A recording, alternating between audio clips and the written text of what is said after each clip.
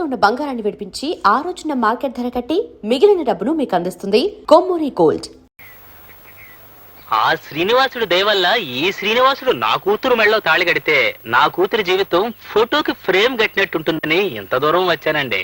అమ్మాయి ఫోటో నాకు కావాల్సింది పాస్పోర్ట్ సైజ్ ఫోటో కాదండి, పాస్బుక్ లోని అకౌంట్. మా వాడి రేటు ఎంత పలుకుతుందో చెప్పాం కదా. చెప్పారండి, కానీ తిరుపతి కొండ మీద మీరున్నారు, కింద తిరుపతిలో మేమున్నాం. మీరు కాస్త దిగొస్తే. నాకు భూమి పుట్ట ఎంత ఉందో మీకు తెలుసుగా. నా తర్వాత ఆస్తంతా ఎవరికి చేరుతుంది? మీ కూతురు కడుపున పుట్టబోయే బిడ్డలకే కదా. ఇప్పుడు ఇన్వెస్ట్ చేస్తే అప్పుడు హార్వెస్ట్ చేసుకోవచ్చు.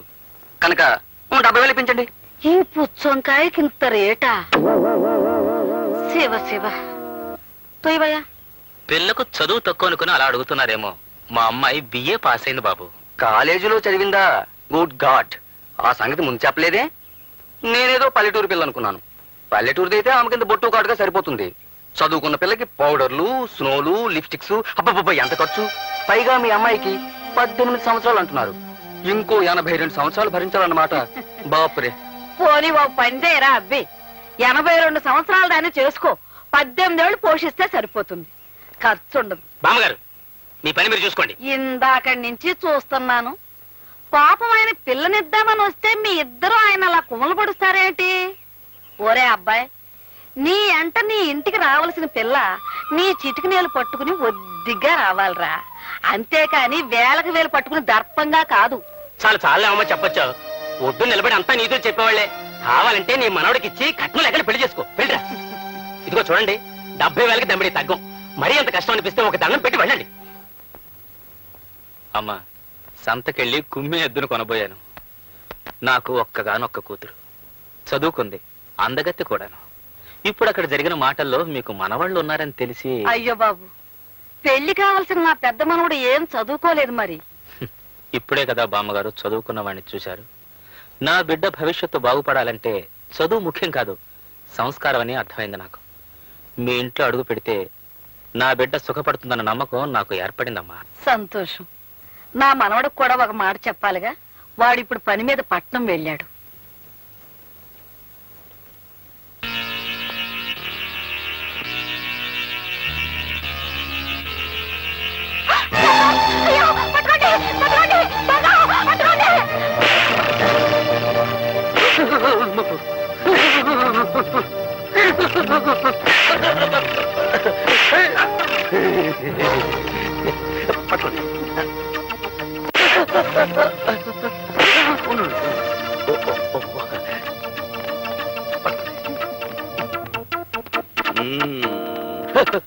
దండలు దండలు.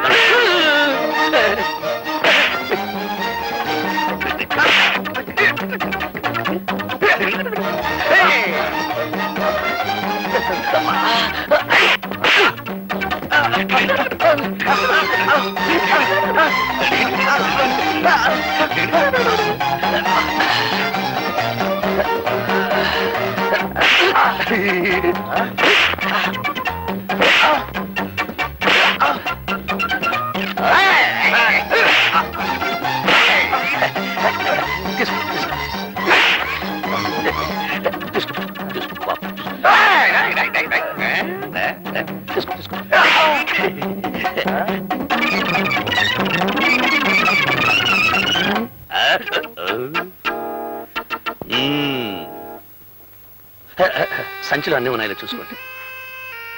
థ్యాంక్స్ అండి. అంటే చాలా కృతజ్ఞురాల్ని అని. పాప మీకు చాలా శ్రమించినట్టున్నాను. దాంతే ఉందండి. పార్వతి, ఏమైందే? మీరటు బస్సు ఎక్కారు, ఈవిడిటి మంచం ఎక్కారు. ఆయాసం తిరగబెట్టింది. అయితే మీ అమ్మాయికి మందులు రాసిచ్చి గంట అయింది. ఇంతవరకు మీ అమ్మాయి వస్తేనా?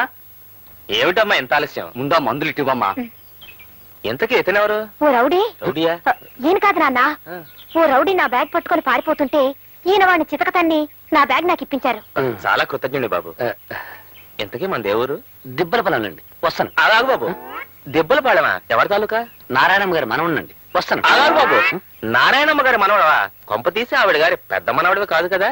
నేనెవరి కుంప తీయలేదు గాని ఆవిడ పెద్ద మనవునేనండి. వస్తాను. అలాగు బాబు. మరి ఆ మాట చెప్పవే.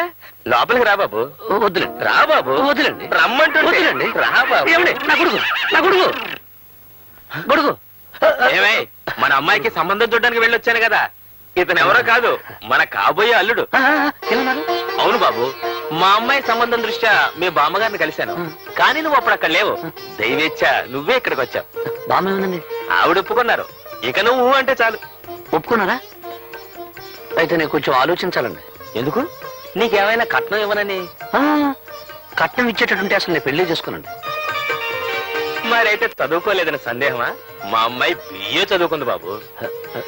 అదే కాస్త ఇబ్బందిగా ఉందండి. వారేమో అంత పెద్ద చదువు చదువుకున్నారు, నేనేమో ఒట్టి. కావచ్చు, విద్య కంటే గుణం ముఖ్యం. ఈ పెళ్లికి ఒప్పుకో బాబు. నేను ఒప్పుకోవచ్చు అనుకోండి, కానీ చదువుకున్న వారు ఒప్పుకోవాలిగా. అమ్మాదేవి, నువ్వేమంటావమ్మా? ఈ పెళ్లి నీకు ఇష్టమేనా? నానా, మీ ఇద్దరి మాట నేను ఎప్పుడైనా కాదా నానా? మీ ఇష్టమే నా ఇష్టం. మా అమ్మాయి ఒప్పుకుంది, మరి మీరు? మీరు ఒప్పుకున్నారు, వారు ఒప్పుకున్నారు, నేను కూడా ఒప్పుకున్నారు, బామ్మ ఒప్పుకుంది, నేను ఒప్పుకున్నాను. దాందే ఉందండి. అలాగే వెళ్ళొస్తాను మామయ్య, వెళ్ళొస్తాను అత్తగారు, వెళ్ళొస్తాను పెళ్ళగారు.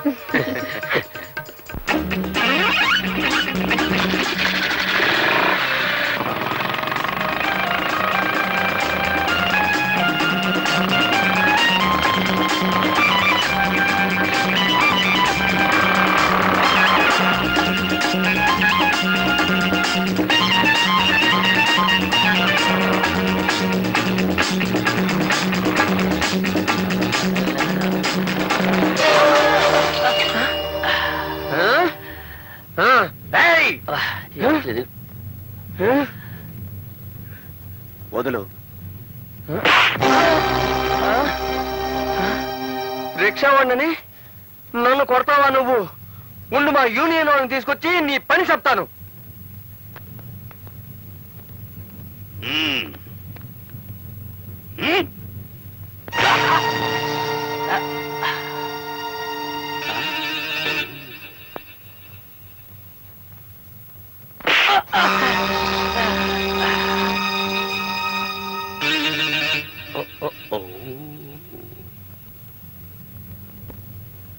ఈ చొక్క పట్టుకో, వాడి సంగతి నేను చెప్తాను.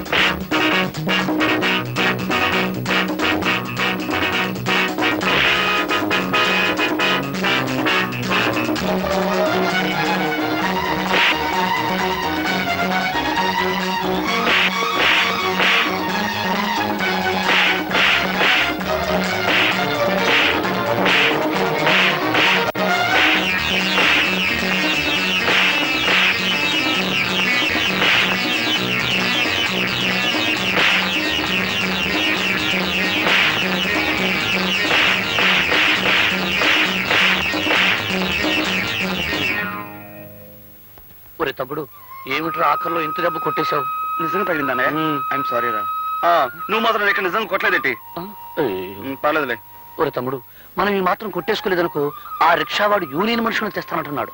పట్నంలో యూనియన్ మనుషులంటే ఒరే పక్కలిరగదన్నే ముఠ అని మన ఊళ్ళో చెప్పారా. నువ్వెక్కడ ఇబ్బందుల్లో పడిపోతావోనని. సరే వెళ్దా పద. అవతలకి పోయిన వాళ్ళు యువతలకి రాలేదు, ఏమయ్యారిద్దరు? అటురా.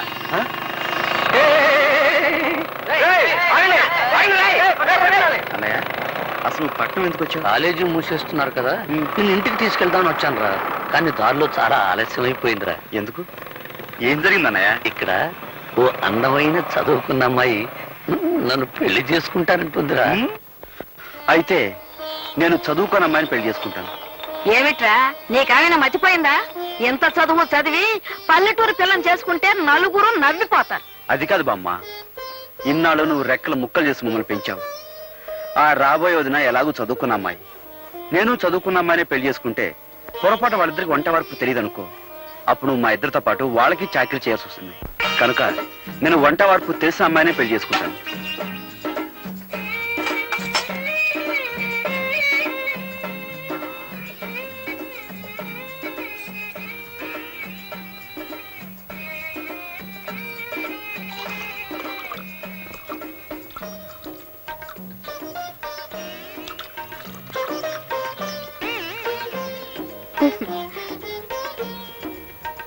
ఈ వంట వరపు ఏడ్స్ మొహం గడుకున్నట్టే ఉంది. ఇద్దరి కాఫీ కలపడానికి ఇంత గంగాళమా? ఇటిపు నా బొంద.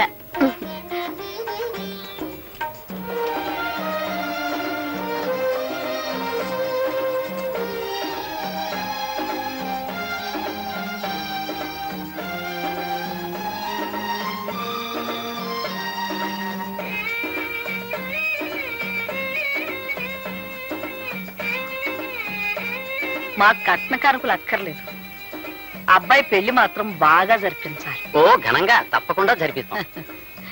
చూడండి, పెళ్లి కూతురు వచ్చేలోగా అబ్బాయిని ఏమైనా అడగదలుచుకుంటే అడగండి. ఏం చదువుకున్నావు బాబు? అగ్రికల్చర్ బిఎస్సీ అండి. కొంత ఎంత బాగుందో విన్నవేరే సావిత్రి. నీ ఎత్తెంత బాబు? 5 అడుగులు 11.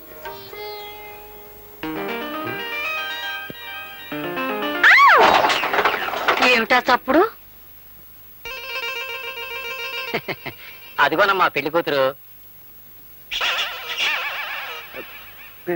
పెళ్లి కూతురా? పెళ్లి కూతురు లక్షణంగా ఉంది.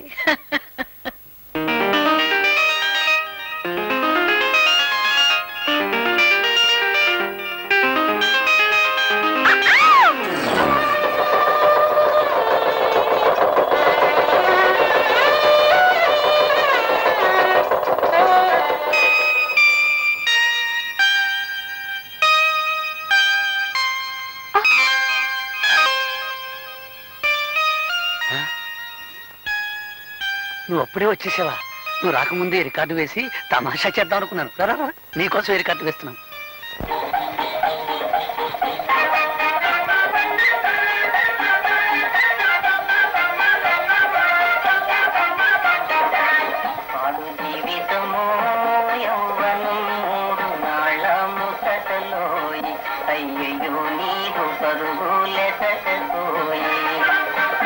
ఇప్పుడు ఈ పాట ఏ ఈ పాట నీకు నచ్చలేదా? మా బామ్మకు చాలా ఇష్టం. మా బామ్మ కోపం వచ్చినప్పుడల్లా ఈ పాటే వేస్తుంటాం. అయితే ఇప్పుడు మనం ప్రేమించుకుంటున్నాం కదా, ఆ ప్రేమ బామ్మకు తెలియకుండా ఉండాలని. Very smart. ఏమిటి? మీరు చాలా గట్టివారని అర్థం. ఓహో అదా, నన్ను తిడుతున్నావేమనుకున్నాను. చూడు దేవి, నాకు తెలిసిన భాషలో నన్ను తిట్టినా పర్వాలేదు, కానీ నాకు తెలియని భాషలో నన్ను పొగిడితే ఒళ్ళు మండిపోతుంది.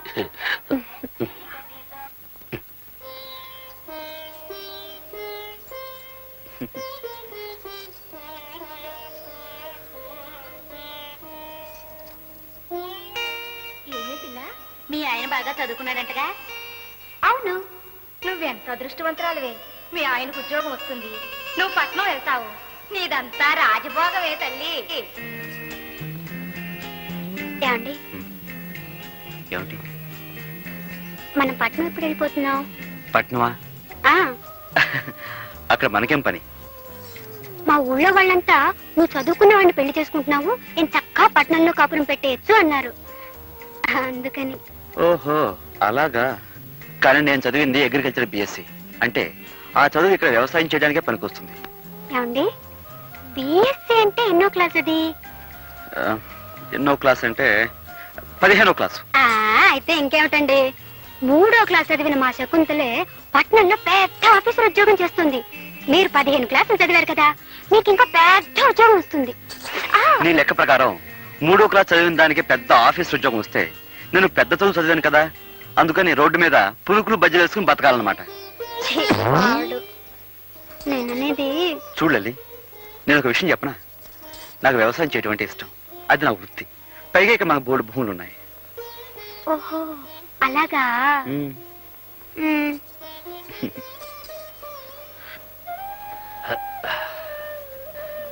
ఇదేమిటండి కింద పడుకుంటున్నారు? ఏలే శ్రీదేవి, నేను నిద్రలో దొర్లుతాను. ఒకసారి ఏం జరిగిందంటే, నేను మన ఇంట్లో పడుకొని మున్సిపు గారి వరండాలో తేలాను. అందుకని నువ్వు పడుకో. పోనీ ఒకవేళ బామ్మ గారే పట్నం వెళ్ళమన్నారనుకోండి. నన్ను మా అన్నని విడిచిపెట్టి మా బామ్మ ఒక క్షణం కూడా ఉండలేదు. చూడాలి, పైగా మా అమ్మ నాన్న 3 ఏళ్ళప్పుడే పోయారు. 3 ఏటికి వాళ్ళు పెళ్లి చేసుకుని ఇద్దరిని కన్నారా? అదెలాగబ్బా?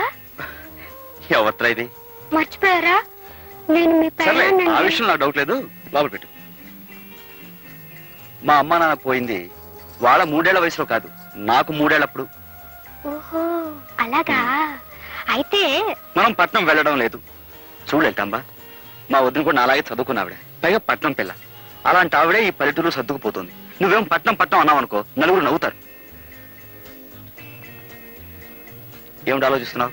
ఉమ్, అవునా? ఉమ్. మర్రా. సావిత్రి, శ్రీదేవి ఒక పట్నం వెళ్తామనేంత వరకు మనం వెళ్తామనకూడదన్నారు బావగారు. ఉండు, అక్కేం చేస్తుందో చూద్దాం.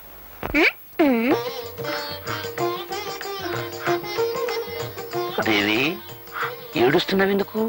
ఆ, మిమ్మల్ని కట్టుకున్నందుకు. చూడండి, మా ఇంట్లో నేను ఒక్కరోజు కూడా వంట చేసింది లేదు, కనీసం పొయ్యి కూడా వెలిగించలేదండి. నువ్వు మందుల షాప్ లో డబ్బు సంచి పోగొట్టుకున్నప్పుడే అనుకున్నాను నువ్వు చాలా సుకుమారివని. మీరు ఆ రౌడీని పట్టుకొని చెక్కేస్తుంటే నేను కూడా అనుకున్నాను ఏ హోటల్లోనో కుక్ అయి ఉంటారని.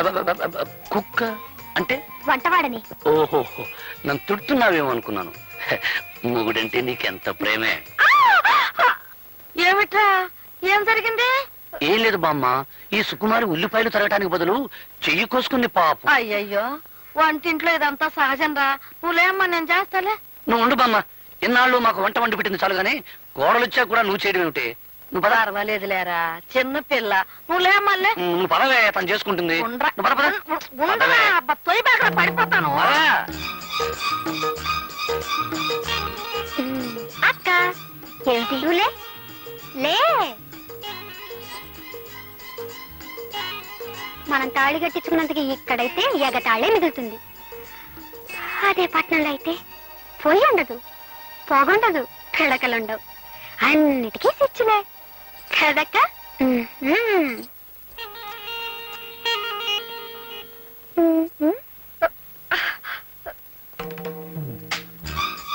ఏమిటక్క పాపం పిడకలు చేస్తున్నావా? అయ్యయ్యో, నీ చేతులు వాసనైపోతాయి. ఉండు, నేను ఇప్పుడే వచ్చేస్తాను. అత్తగారింట్లో అన్ని పనులు చేసి సీతామహాలక్ష్మి అనిపించుకున్నారు. కర్మ, ఈ పేడ ఇంత కప్పు కొడుతుందని నాకేం తెలుసు? లల్లలా. అక్క, నీ పెట్టి తెచ్చాను సెంటు. ఛీ. ఆ, ఇప్పుడు పేళ్ళ చేతులు పెట్టు.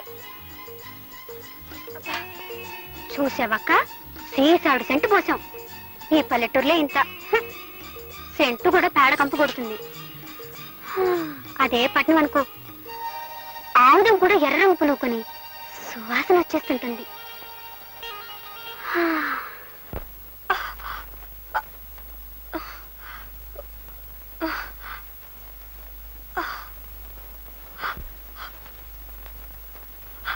అయ్యయ్యో, ఎర్రగా ఎలా కందిపోయాయో. ఇటిపో. ఛీ, ఈ పల్లెటూరులే అంట. చెంచాడు నెళ్ళకి చాంటాడంత తాడు పట్టుకుని వెళ్ళాడాలి. అదే పట్నం అయితే సుచ్చి నొక్కితే.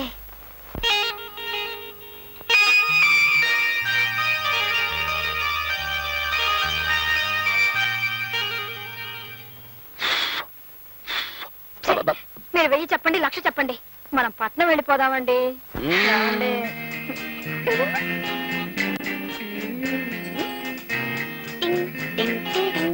అబ్బా, ఈ పల్లెటూళ్ళు సినిమాల్లో చూడడానికే తప్ప మనం ఉండడానికి పనికిరావు. నా మాట విని పట్నం వెళ్ళిపోదా రండి. వదిన గారు అడగలన్నారు కదా, అడిగారు. మరి పట్నం బయలుదేరదామా? వదిలి అడిగింది సరే, మరి అన్నయ్య ఒప్పుకోవాలిగా.